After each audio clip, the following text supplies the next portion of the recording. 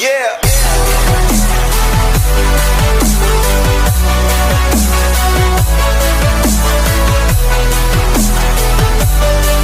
Hey everyone, it's me, Kazuya here, and for today's video, welcome back to another Smash Brothers discussion video. About almost a week ago, Kazuya just came out, and I gotta say, he was a very fun character to play as, despite me not knowing much about Tekken, and really never playing this character before in Tekken 7, but overall, this is a very fun character to play as. And with Kazuya coming out just recently, that means there's just one more fighter left, and there's been a whole lot of speculation rising up for so many variety of characters just to leave one door open for just one last slot left for a character. And everyone will mostly think about Sora whenever they think, okay, it's Sora because he would be the last person that would really perfectly end up the last Fighters Pass.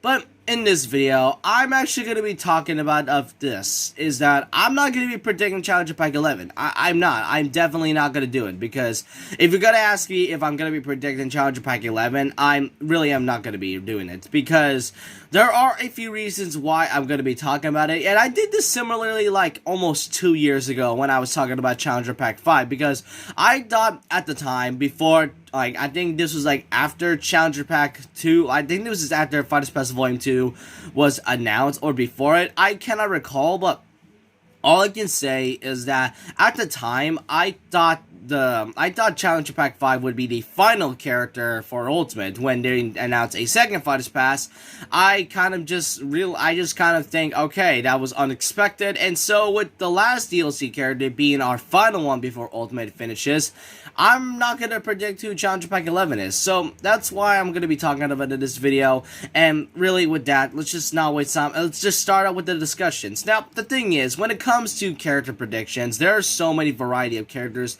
that can make it in. Most people expect characters like maybe, you know, Master Chief or Ryu Hayabusa, maybe Doom Guy, possibly Crash Bandicoot, or Rayman and all. Sora, maybe, just maybe, it's a 50-50. Or there could be characters that are, you know, completely unexpected that you would never think of. Like, I always think of Nightmare from Soul Calibur, or maybe, you know, like, I think Sakura from that one game that was, you know, something, it was a mix of Fire Emblem. I'm not too sure, but, and I really do think any of these characters could possibly be in Smash Bros. I'm happy with anyone, and I guess I'm happy with anyone who became a Mii costume, despite me being hurt from Dante becoming a Mii costume. But in all seriousness, when it comes to predictions, I really just don't want to do it, because for one reason is that I don't want to get my hopes up.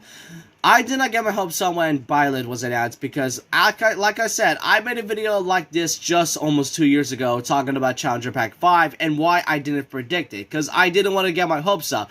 Everyone in the Smash community was thinking about Dante being the 5th DLC fighter, when it turned out to not be the case, and it really disappointed everyone. And I did not get my hopes up. I actually found the character unexpected because I kept my expectations low, and that's kind of about it. And secondly is that I just get a feeling that Challenger Pack 11 would be a huge disappointment, because everyone, I mean, I think everyone also agrees with me on this, because, I mean, when I talked about the pattern theory on, you know, like, I think about a couple weeks ago, everyone was, I think some of you might, were agreeing on me that this might be a bit of a stretch, and I do agree with it. It could just be a stretch, but it also might be true at the same time, because Byleth was a huge disappointment. Like, we all know how hugely disappointing Byleth was, but then after that, everyone was mostly thinking of a character that could be just like a Nintendo character. And we gotta remember, ever since the first Fighters Pass has started, after Ultimate's release, or I think it was like after the announcement of all the characters and the spirits and all, everyone was mostly saying that maybe Sakurai could have chosen it, but it turns out Sakurai stated that Nintendo's the one that chose it. Then it's been going on ever since 2019. This was going on since the second Fighters Pass was still in development and all, and this was like back in late 2019, and Nintendo's the one that chose characters like Min Min, Pyra, and Mithra, and Byleth. So if you guys are trying to blame Sakurai for choosing these characters, don't blame them. Blame Nintendo for doing this. And I don't mind Nintendo characters in it. Alright, I'm just saying is that when it comes to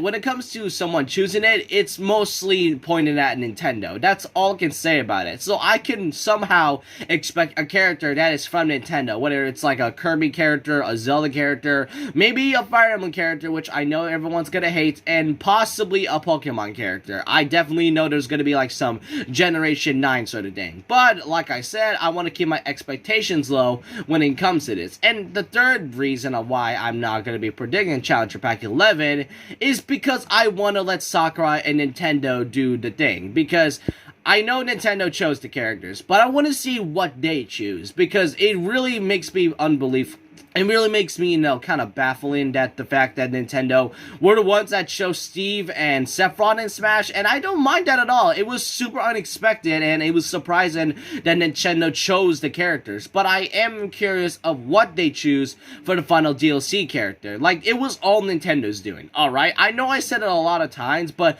I feel like for those who just think that this is Sakurai's fault, I just want to let you know it's not, alright? I mean, if you want to know who chose Kazuya, it's Nintendo. If you want to know who chose Hiro and Terry, it's freaking Nintendo. Yes, they were the one who chose Joker as well. I'm not sure if they chose Piranha Plans, but I really am not entirely sure if they did. But that's kind of the reasons why I cannot predict Challenger Pack 11. I mean, I did this with Challenger Pack 5 just almost 2 years ago, for me thinking that that character was going to be the final character for Ultimate. But given the fact that we got one last character left, and there's a variety of characters out there, I want to keep my expectations low on this one, and I wanted to advise you that as well. But with that, let me know what you guys think in the comment section below. Who do you all think Challenger Pack 11 could be, and who do you all hope would be a perfect fit-in for the last DLC character? I just want to know all your opinions down below, and I think you might understand the reasons of why I can't do any of these predictions. All I can say is that I definitely know that the character reveal might be showing up in like the next few months, given the fact that Sakurai stated in the Kazuya presentation that the last DLC character would be coming out this year as planned. So maybe it can come out on October or November, but we'll just have to wait and see in the future. And so with that, leave a like, comment, subscribe, hit the notification bell for more videos, follow my Twitter, and I'll see you guys next time. And remember this, once a legend, always a legend. Like a Hellcat.